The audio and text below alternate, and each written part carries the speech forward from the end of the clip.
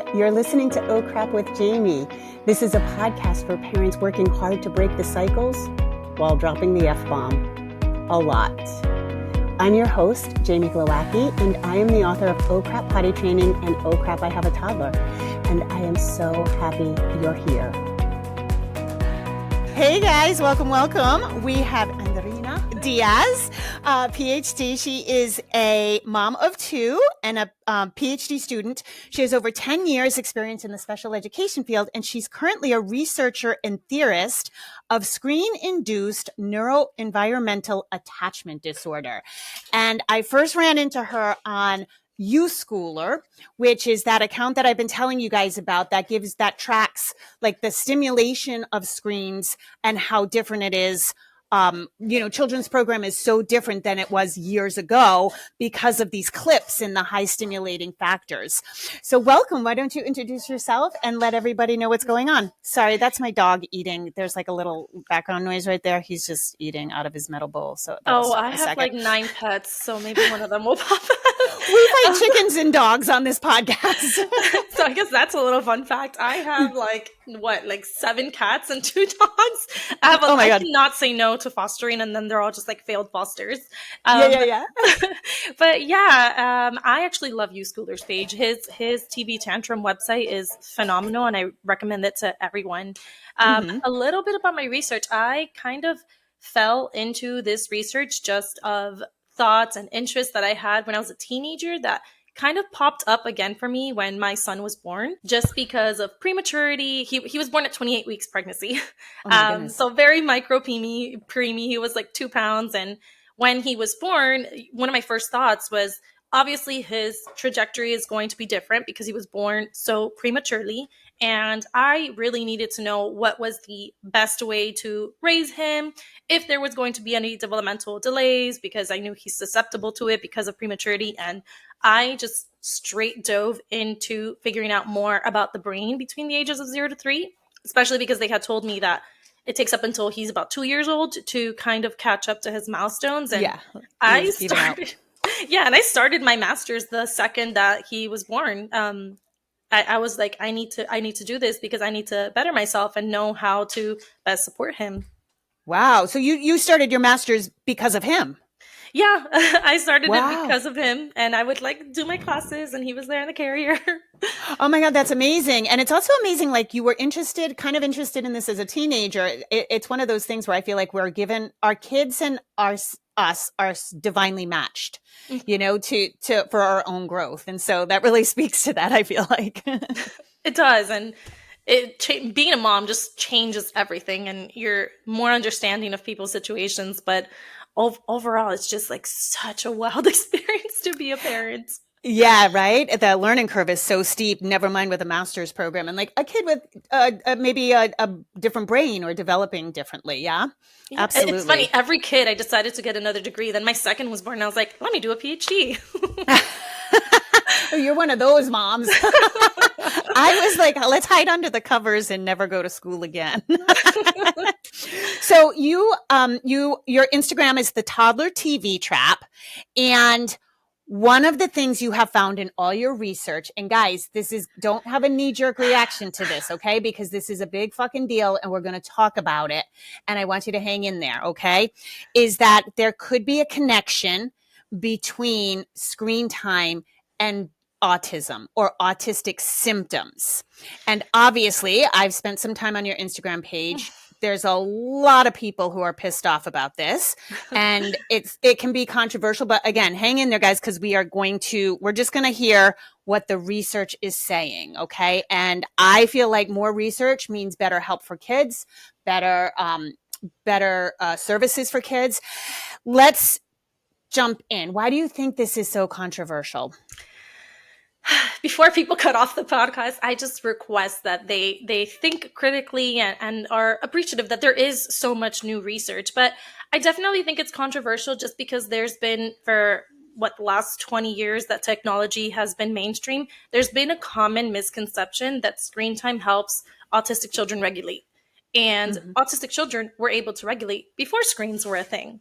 It's just that to be quite honest, it is easier to give a screen to a child, especially if they have traits that are difficult to deal with as a parent, or if a child is stimming to the point that they're self-injurious, I understand why the initial reaction would be, here, let me give you this so that you can relax and what I believe is regulate because you seem to relax. But that's the misconception. That is actually going to cause an autistic child to dysregulate, especially if you don't know the signs or that they are regulating or not. And it's just a big misconception. And almost every single study that I've seen says that removing screen time for autistic children does wonders for them.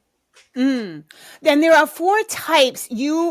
There's research out of Princeton, right? That there are 4 subtypes of autism. So let's go through that first, because 3 are genetic and Yes. 1 is after birth. And that's what we're really focusing on. There is a genetic component. Nobody's arguing that.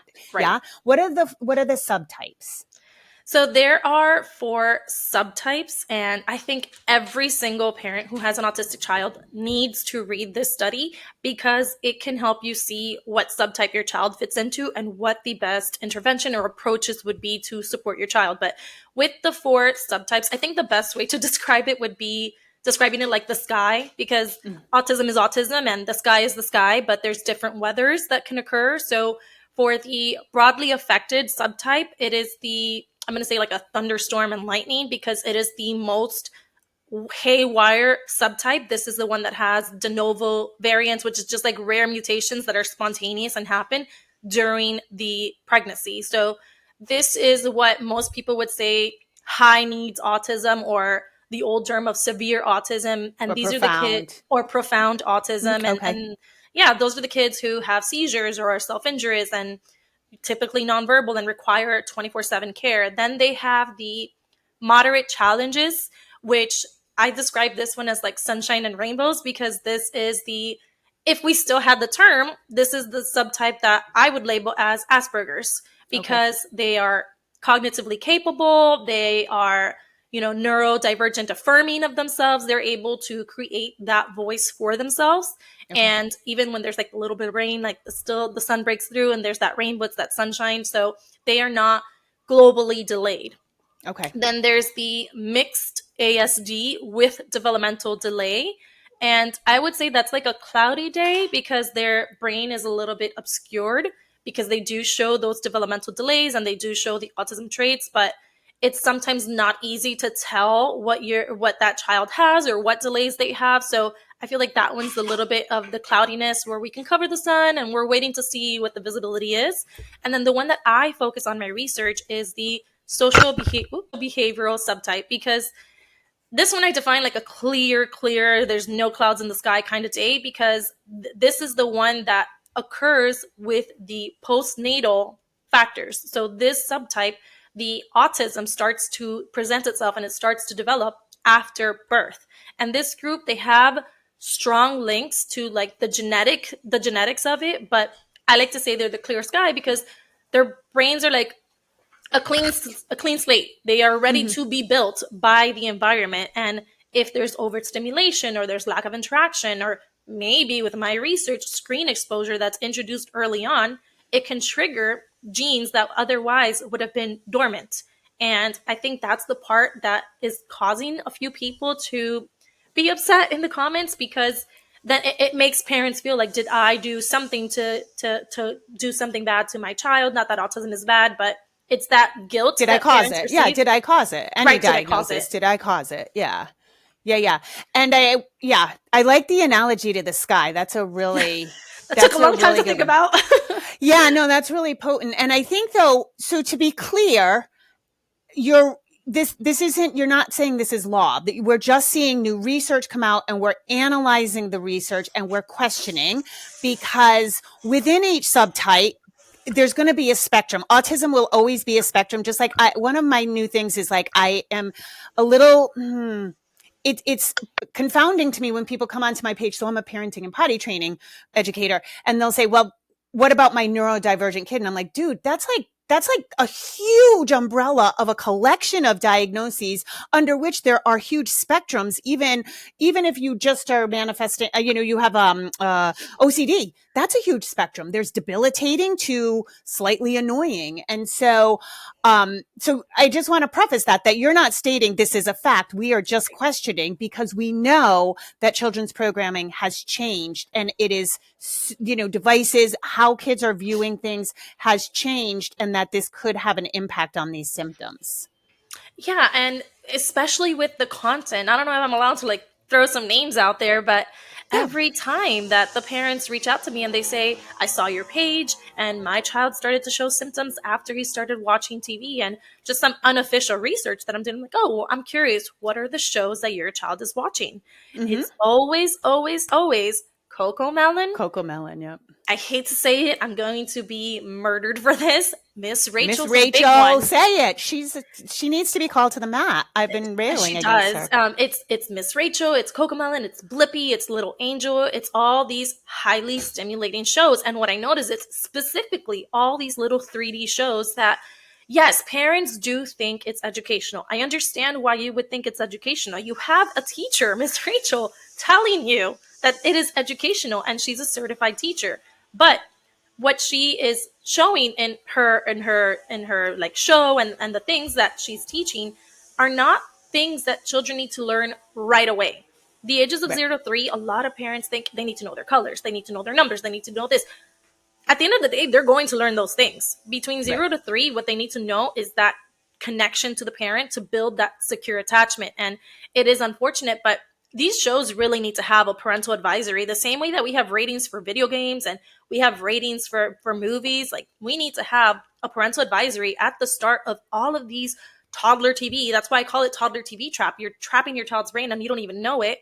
They need to have something warning parents to let them know, hey, yes, this is intended for toddlers. However, toddlers should not be watching TV. They should wait until they're 3 years old. Yeah.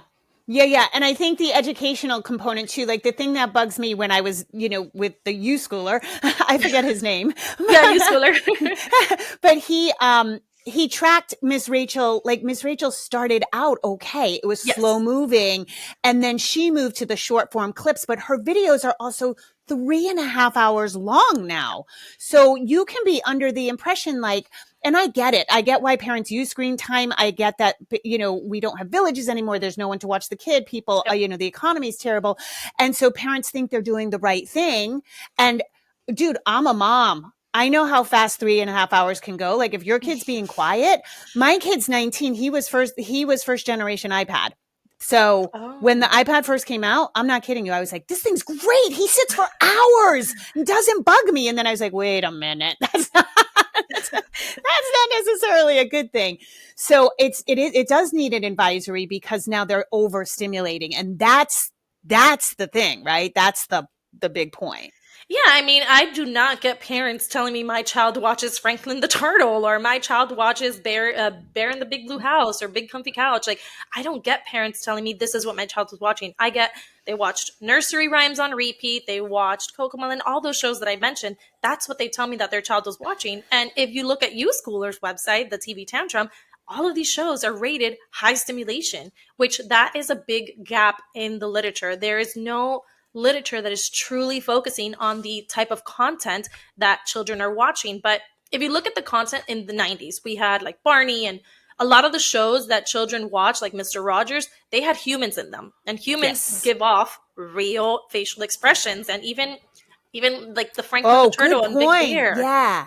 The real, as opposed to animated or cartoons. Yeah. Right. Have humans, they create these like fake waterfall tears. And as a child, autistic children are visual learners very often. And if I am a visual learner and I am seeing cartoons all day with overexpressive faces and overexpressive emotions, how am I going to read your social cues when you're sad if they do not represent waterfall tears coming out of your face? And if you're angry, if I don't see your face red and steam coming out of your ears, how am I supposed to understand that you actually are mad? So it's reducing those social cues. And that's a big part of what I would like to study. It's the content that children are watching and how it's affecting their social and behavioral skills, which is the subtype I focus on.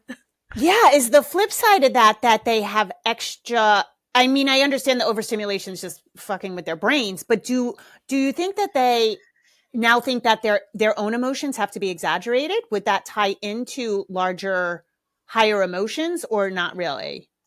To be honest, I haven't really looked into that part of the research, but when I see shows like Love on the Spectrum, sometimes I do see the over animated faces from the participants in that show. And Mm-hmm. working with autistic children for so many years, a lot of them have echolalia and they repeat what they see in the show. And a lot of times parents tell me, oh, well, that's not communication. It is communication. It is valid communication. You just have to know what it is that that sentence or that echolalia phrase is attributed to.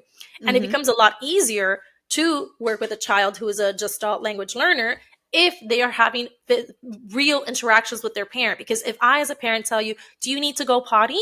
And that becomes your echolalia, now I know you need to go potty. But if Right. you're echoing something from a TV show that I probably don't know, because most children watch TV independently now, I'm Yep. going to have a hard time understanding what you're communicating to me.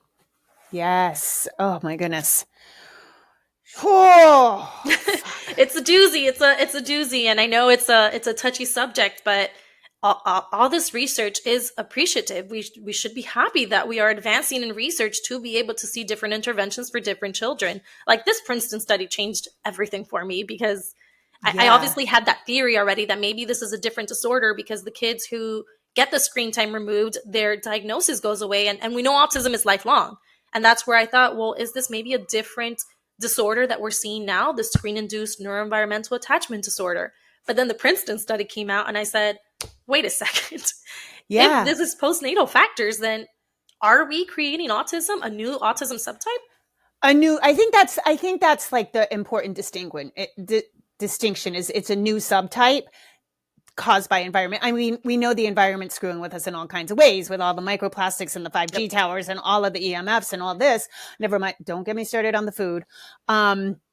As my audience knows, that is my own TED talk. But I think, and I also think like, yeah, why wouldn't we want more? One thing we know that autistic, like if we look at like, there's new diagnostic accuracy now, like, and that's a big claim, right? Is like, Right. that's why we're seeing so much autism, is because we've learned to diagnose it better.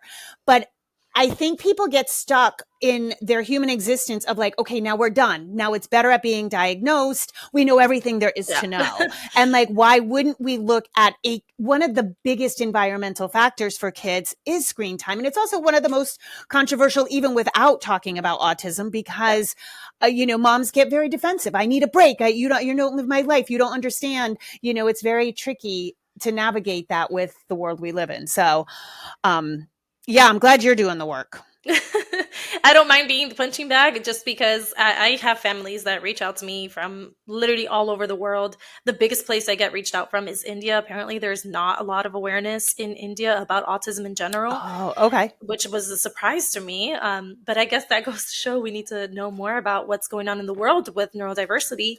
And I just get parents all the time asking, how can I go about seeing if my child is just having symptoms because of screen time, or if they truly are autistic? And the first thing I say is, well, I can't diagnose. You need to speak to your doctor about that. But Yep. removing screen times is helpful for any child. And I Right. understand it's hard.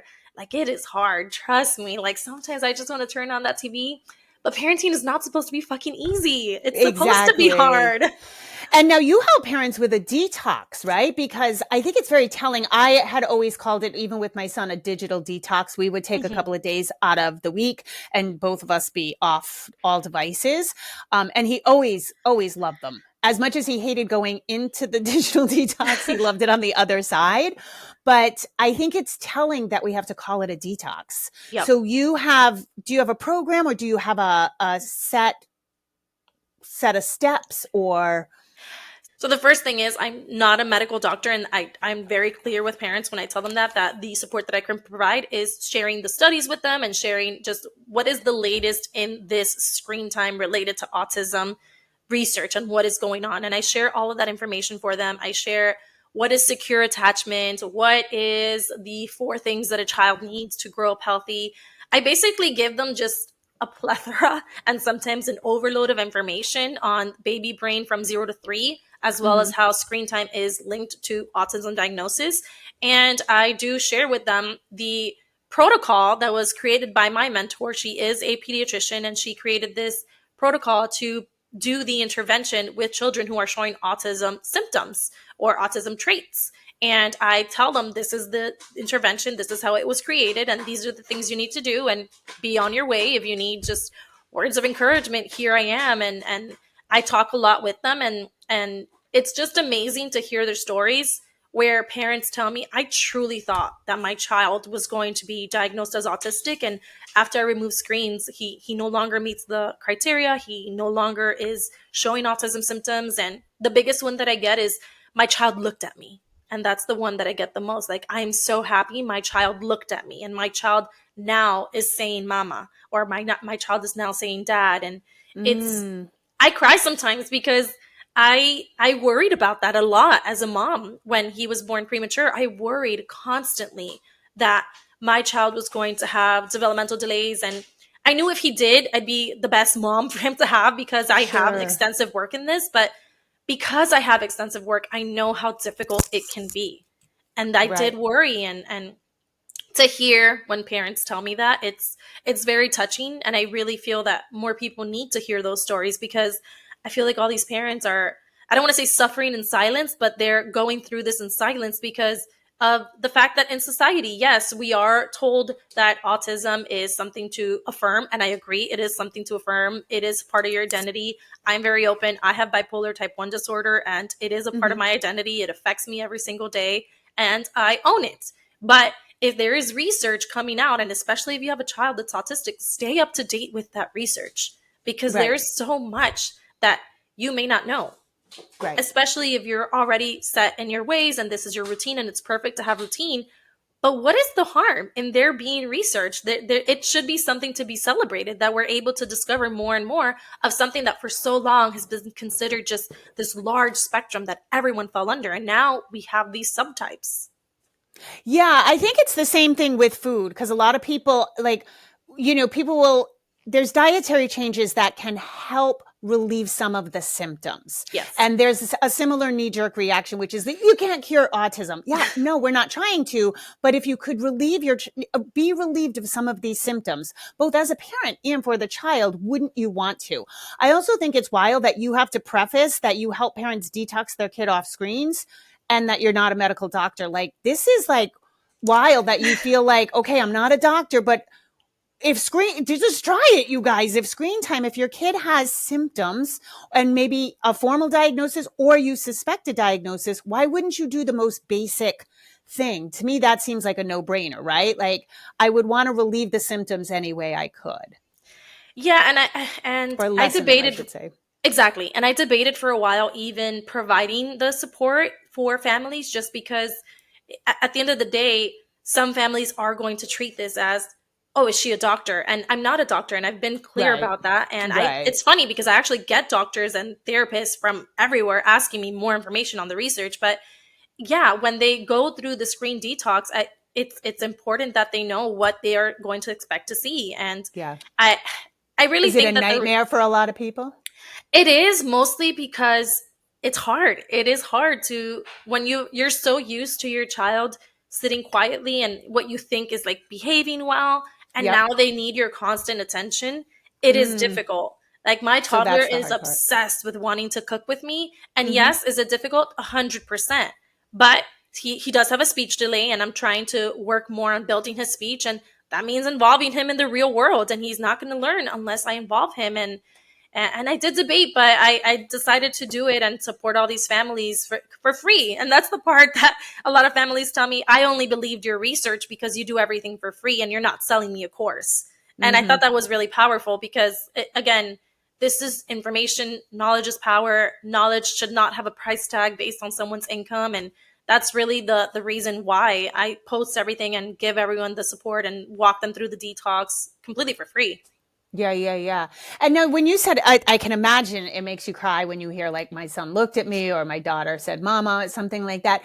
Now, were these kids, were they showing eye contact as infants, or did they always have screen time? Were they these kids that had screen time right out of the gates, like the parents were unaware that that's not healthy? Or did they have that eye contact? Were they making babbling noises? They introduced screen time, and then things kind of went downhill? So it's both. There are parents who say my child was developing perfectly fine. He started getting screen time, and then he started showing the autism symptoms. He lost his language. He stopped looking at me. And the one that I hear the most is he fell into his own world. I get that one a lot. Mm. Which, yes, it's the screen is really sucking your child in. But then I also get the parents that say, well, I don't know if this is because of screens, because he's been getting screen time since he was 2 months old. And it's always Okay. those stupid little dancing vegetables that I cannot stand because they're so overstimulating, and everyone thinks they're so great. They're visually stimulating, but they're terrible. Your child can even see at 2 months old. They start developing their vision Yeah. truly at 6 months. So what are they seeing except flashing lights and just like all this music coming at them? And honestly, if I don't have vision and all I see are flashing lights and blaring music, I'm going to be terrified. And I think that's the Yeah. part that adds to the stress in the brain that does cause that inflammation that Yeah, it's like shocking. maybe, right. And maybe perhaps that is what is connecting those neurons that are possibly activating. And I'm not a neuroscientist, I'm teaching myself neuroscience, but maybe this is what's happening where we're activating those dormant genes with so much visual stimulation. I mean, even in horror movies, you see in like FBI movies, they torture people with all these flashing lights, keeping their eyes pried open. And Yeah, imagine that yeah, as a yeah. baby. Well, I notice it even with adults. So like I don't watch a lot of television. I watch a little bit at night, right? When I'm stretching. And I usually watch like Friends or Big Bang Theory. And even those, the colors are very stimulating, but it's something old. And whenever I try to watch a new program or like a docu-series or something like that, it's the same thing. It's like like you said, they like layer on filters almost like it's fake crying and it's like really fast clips and a news article. And it's assaulting to me. And I'm an adult who's self-regulated. I have my full vision. Well, I'm losing it now, but you know what I mean? I can't even imagine those same, strategies, those same marketing things applied to children's programming, how assaulting it is.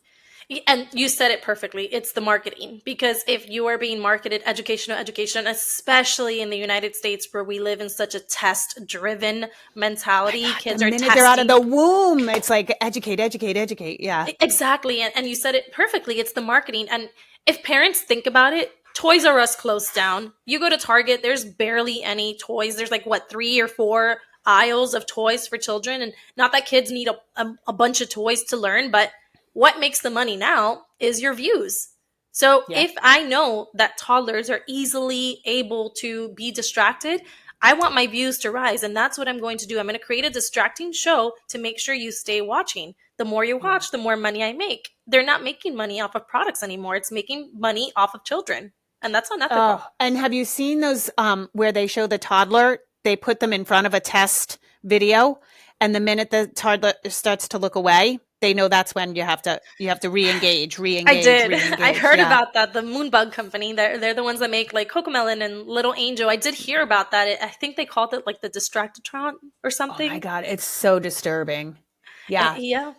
I've been railing against educational. I noticed it even with my son with like with the iPad first generation is these like educational apps where I likened it more to the dopamine. They weren't as flashy. The graphics weren't what they are now and the Mhm. editing, but they definitely like ding, ding, ding. Yep. Anything educational like has a reward system built in that I was like, no, no, no, no, no. Like there were some better apps that he could stay engaged with. Like I'd even rather them be doing Minecraft than anything else because at least I feel like they're building something. But yeah, no, it's a nightmare. But on that note, let's talk about different kinds of screen time. So I've always maintained, by the way, you're doing the perfect thing with your son because I always say, stay in the kitchen. That's like the best, I feel like the Yes. best connection, the best memories are made and the best connection time. And as he gets older too, he's going to share shit with you. Like that's when all the good conversation's going to happen over the stove. But I've always maintained if you have to do screen time that a television is better than your phone, is better than an iPad, is definitely better than having headphones on. Mhm. What have you found with like different kinds of actual screens and devices and actual programming? So I think that is a big problem when it comes to the word screen time, that people don't know what screen time is and they have different definitions of it. And The easiest way for a parent to think of it is screen time is the amount of time a child is around a screen. Whether it's the parent watching TikTok or Instagram and scrolling through reels, or if the TV's just on in the background, or if they're playing video games, or if it's intentional child media, all of that counts as screen time. Because if you have background TV on, what's happening is your child is listening to voices the entire day. And then a lot of parents tell me he doesn't listen to his name. Well, how is he supposed to listen to his name if you have voices talking the whole day? How is he supposed to know that those words even mean anything? And I say, like, if you're back in the day, if you were in a shopping mall, you hear all the muffled voices all at the same time. And if you want to really focus on a conversation and eavesdrop on someone's conversation, you have to intentionally focus on it. And as soon as you stop focusing, now everything's muffled again. And that's how I explain. That's what your child is listening to the whole day. They're listening to voices all day. They're not going to know that their name means something, especially if they're surrounded by sound. But with screen time, there's that misconception of what counts as screen time, and video calling 100% does not call as screen time, because you're getting that reciprocal interaction with the person on the phone. Right. Exactly. Okay. If you cry, I'm going to try to comfort you. That is social awareness. It's social comfort.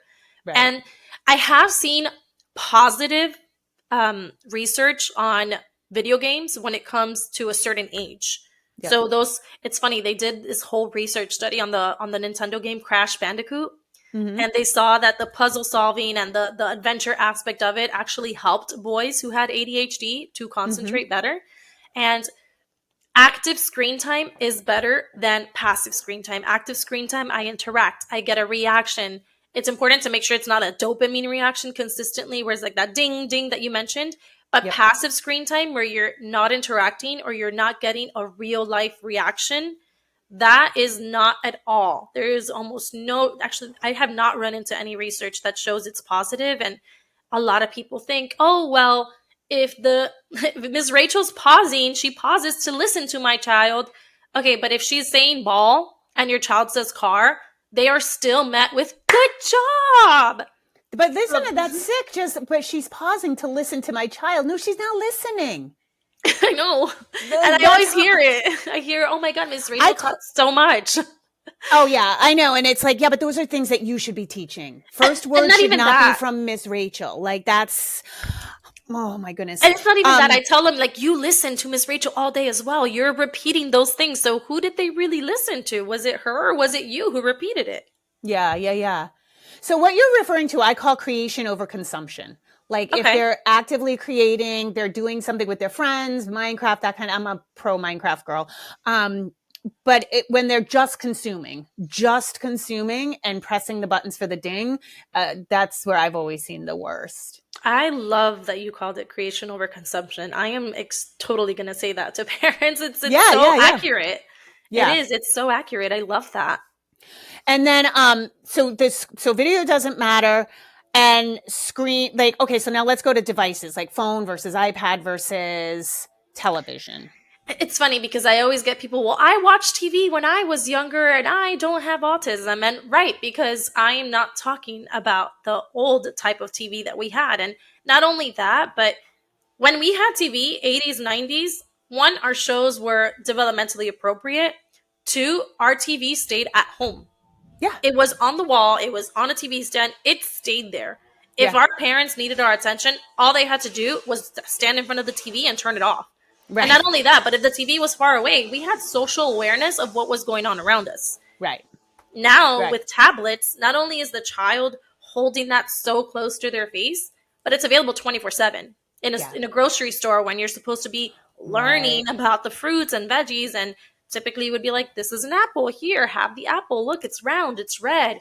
That right there itself is education. You're teaching a color, you're teaching a shape, you're teaching useful language that they are actually going to need to know. If your child wants an apple, they might be able to tell you apple now, instead of just like my child, he'll point and he'll keep pointing and whining and complaining. And I'm like, I don't know what you want. Yeah. But lately he's been getting a lot better at it because I've been showing him what I call nature's augmented communication, where we read a lot of books. And just yesterday, he wanted a ball.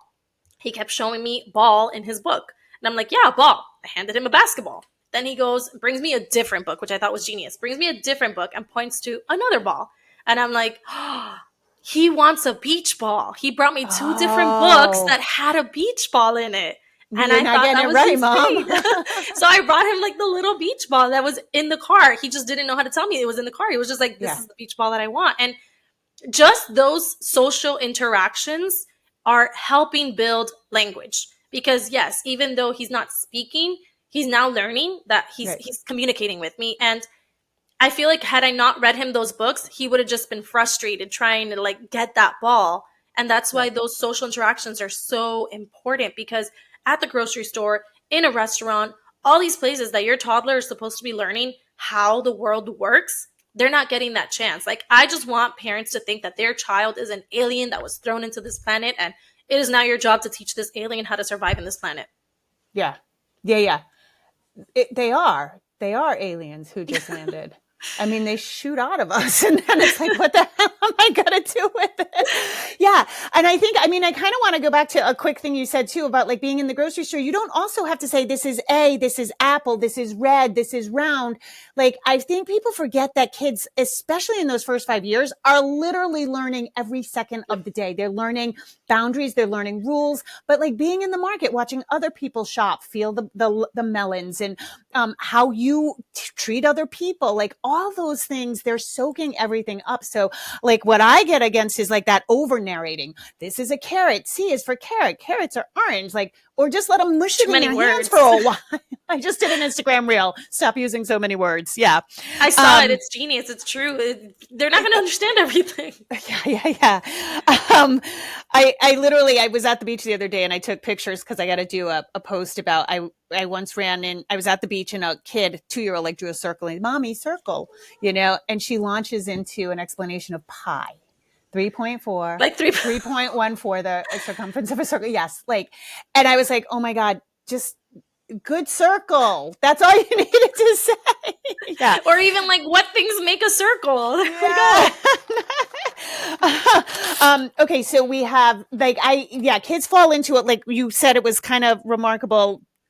The thing you hear when people say kids fall into themselves, like they fall into their own world, right? Mm-hmm. And so I think those smaller devices, and like you said, 24/7, when I tell my son that TV shut off at midnight, I don't know if you may not be as old as me, but you're definitely not as old as me, but the TV used to shut off. They had the national anthem at like 11:30 and then it was fuzz. There was nothing on. I do remember that shows would stop at a certain time. They just stopped. Yeah. And nobody would call on your landline. So like we rested at night. We weren't looking at devices. And I also think that kids with headphones, like I said, I've noticed that like they get into this little Wall-E bubble, their own little, wall there, and that affects it. And then what about programming? We talked about the biggies, Miss Rachel, Cocomelon. Yeah. And then what are some top, do you have any names that you could throw out there for top slow programming? Definitely always say, when in doubt, revert back to the 90s. Yeah. There was some of the best educational shows. I don't know why everything's been 3D. Even Barney's in 3D now. But top of the head, I would definitely say try to get access to old Mr. Rogers. If you watch them now as an adult, you're like, wow, that is excellent. But for modern shows, the only 2 shows that I have seen in my last 2 years of research in this specific topic that are research-based are Daniel Tiger's Neighborhood and Sesame Street. Those are the only 2 shows that have backing, that they are great and they are educational. And it's funny because Daniel Tiger's Neighborhood is a recreation of Mr. Rogers' Neighborhood, except it's cartoon. I didn't know that. I didn't know that either until I went into the research, and his introduction is the same way. He's getting dressed up with the red jacket and everything. And I thought it was great. I also think and I also think parents often forget that you could do healthy screen time. You could do video modeling, especially if your child is autistic and they need that visual aspect. Video modeling is great. Okay, explain video modeling for people whose kids have autism. So video modeling is when a child is either shown independent living skills or social skills with I guess you could say like a point of view, as if they were truly there, or just like kind of like a small little documentary for them. So an example is there's this video on YouTube that says video modeling of a child playing. and Mm-hmm. they record it at the child's same eye level that they would be. And it Okay. says, I don't know, little Emma is right now playing with a doll. Watch as she holds the doll. She is Mm. offering you the doll for you to play with. And every time they speak, it's very slow, it's paced well, and it corresponds to what the child is doing. So essentially, it's kind of like teaching them play skills and social skills when they're playing with other people, where they're like, oh, she wants to share with you. You can take Okay. the doll and play. And that's video modeling. And they also have it for independent skills like brushing your teeth, where it's like, when you want to brush your teeth, you first take your toothbrush. And it's just very step by step, but it's excellent. And the best part of that is you can customize that for your child. If your child is someone who has struggles with maybe bath time, Mm-hmm. do a video modeling of what bath time looks like, or it's supposed to look like. It's not supposed to be, crying and the water sensitivity, and I get it. But show a video model of what it's supposed to look like. You can get your family or you can get your friends' kids to be in it. And then that creates a socialization with, oh, I know that kid. That kid is my friend. He's showering like that. And realistically speaking, like, we have peer pressure since we're born. Yeah, but wait a minute. This is fucking genius, because I've always said, why don't we do this with potty training and everything, even with neurotypical kids? Because if you need to utilize screen time, this seems like it's brilliant, because you could film your child. I've always said, if we could just get communes of 5 and 6-year-olds teaching 2-year-olds how to potty train, we could just stay out of it, because the Yep. kids love it. It's a big kid. This seems like a great idea. Oh shit, I'm gonna have to cut this out, because I might make a video series. but but it seems like, right, because I know a lot of people who are trying to, for whatever reason, they need to use screen time, they go to maybe their phone and just show family videos, or they That's show excellent. nature That's videos. Yeah. Okay. Great. So these are great tools, because I do feel like with the loss of villages, people are isolated. Moms are so burnt out right now. It's crazy that this is such a good backup plan, to know that wouldn't do any harm, that's such a good way. And then also, I've been hearing more and more about, there's YouTube channels where they're literally just holding up a picture book.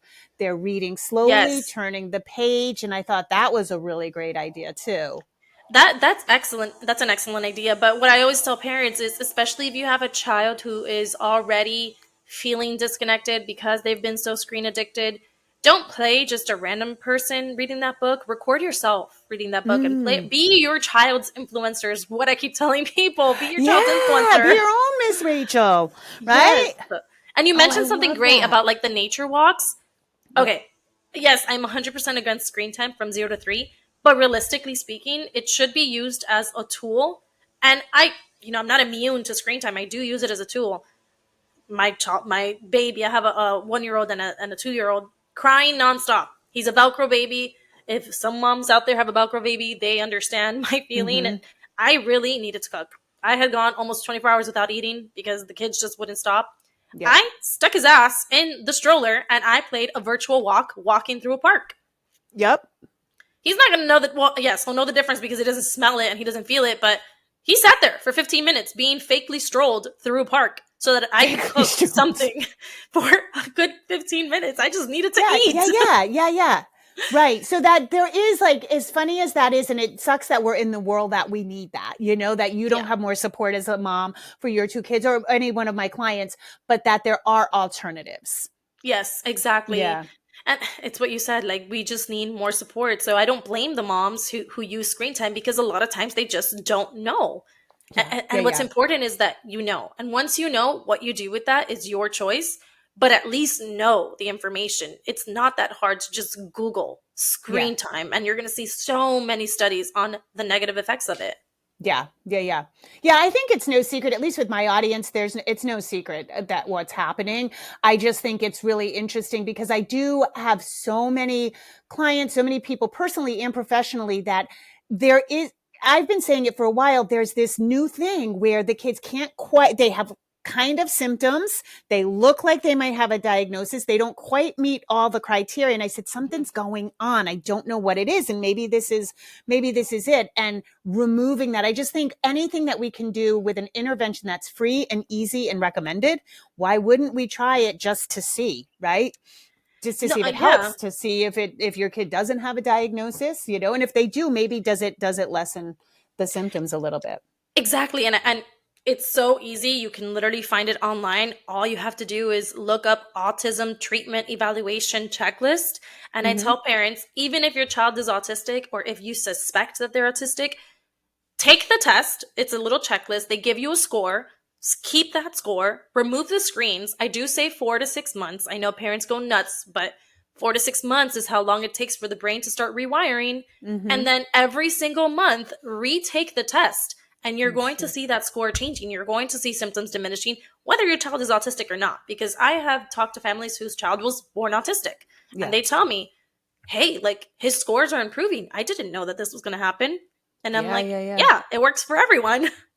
That's cool. And then would you recommend if somebody suspects or they're looking to lessen the symptoms, is that a 4 to 6 month clean no screen time, or can you sort of step down to things like the YouTube reading a book, or you reading a book, or this what did you call it, video modeling, Mhm. or the nature walk, or a nature channel? Could you do that, or does the is it no screen time whatsoever? So typically I say no screen time whatsoever. And obviously, Okay. when you remove the screens, you have to supplement that with something. So you have to Sure. replace that with music or nature or playing outside. Like you just have to replace it. You can't remove like a drug from someone and not expect them to crash unless you replace that with something else of entertainment or Sure. medicine. But there are a lot of families who tell me, I know in my family, we are not going to remove screens. So what is another option? And yeah, the other option is what you said. It's changing it to be what I call healthy screen time. And a lot of parents, yes, they see progress, but I will be straightforward and say the progress is a lot slower than the kids Yeah. who just have like that zero detox. Yeah. Yeah. Yeah. Yeah. I remember it with my son just a couple of days. It's wild what happens when you do that. It Yeah. is. It's And you could do ugh. podcasts and audiobooks. I know a lot of parents go to that too. There's a lot of Yes, I kids have the podcasts out. Yodo. I don't know if you've Yeah. heard of the Yodo, but I have the Yodo for my kid. It's like a little radio slash audiobook Oh reader for yeah. toddlers. Love it. He loves it. I love it. Falls asleep to Yeah. it sometimes, and I'm like, that's healthy. Yeah, yeah, yeah, absolutely. All right, I don't want to take more of your time. How I know that you just got approval for some new research. So yeah, yeah, I'm so I'm excited. so Yeah. excited for that. It All right, took come me on, a Cheryl, year. share it, share it. I'm so excited. It took me a year to get approval for this. I know it's like controversial research, but yes. So I can't say too much because it is an active study, Okay. but it is essentially what I've been doing on social media. It is providing screen detox intervention and education to parents about screen time and baby brain development between ages of 0 to 3. And Hmm. we are working with families who just had a toddler get diagnosed with autism or that they are suspected to have autism. Okay. And it is a 6 month study where they are going to have zero screen time. It's literally everything that I've been doing, except now it's official and it's with actual documentation that the Okay. International Review Board has approved. And I'm excited because once we finish it, it's just drafting up those findings and continuing to share. But there's already been studies that have been done like this where they remove screens and they track the changes in autism, and there's so many you can find. So essentially the like tabooness and the controversial aspect of it is everyone's like, you're saying screens cause autism. And I want just people to remember correlation is not causation Right. until it is. Right. Until it is. Because there's many things that we've said, oh well, smoking doesn't cause cancer. 50 years later we find out that it does. So are we going to wait 50 years to remove screens? Right. Right. And and all things too. We're looking at the majority. Even with smoking, yeah, some people smoke till they're 105. You Right. know what I mean? It's not all. That's what I fight all the time. Yes, of course, it's not all kids. There's 18 million kids in the U.S. alone that are 2 to 4 years old. Like I'm not gonna, And that's exactly what I tell people about like the autism part that pisses people off. And I'm like, look, there's kids who watched screen time like 6 hours a day and they don't have any symptoms Yeah. because maybe your child is not susceptible to those genetics. And I explain it like diabetes. There's type 1 you're born with, then there's type 2 that you have the genetics, but you develop based on environmental factors. Right. Right. Right. Yeah. Yeah. I don't, to me, it's more information is better. And why wouldn't we be looking at it, you know? So congratulations on the approval for that. Thank you. And let everybody know where they can find you. They can find me on Toddler TV Trap on Instagram. I do not have TikTok. I am an oldie. I have not learned how to use it. Yeah, so just on Instagram, Toddler TV Trap, and then on there, send me a DM. I don't really get to see all the comments. Instagram like hides comments sometimes. Yeah. So if anyone has questions, just send me a DM. I answer every single one of them, literally. Awesome. Yeah. You're very responsive and very kind. Thank you. There's some people in your comments that I was like, I was going to rage for you. And I was like, mind your business, Jamie. Get off her page. I get blocked a lot when I come back with logic and reasoning and backed up data. I get blocked, and I'm like, okay. I can't imagine. I get death threats because of potty training, so I can't imagine, doing some like hot research. Yeah. Well, thank you, Andreina, so much. I appreciate your time, and this has been fascinating and such a good talk and a lot of good takeaways. And I just appreciate you so much. Thank you so much for having me. It's been a pleasure, and I honestly can't wait to apply everything in your book to my toddler because I am ready for that potty training. So thank you so much. Awesome. All right. Take care. You too. Bye. Bye.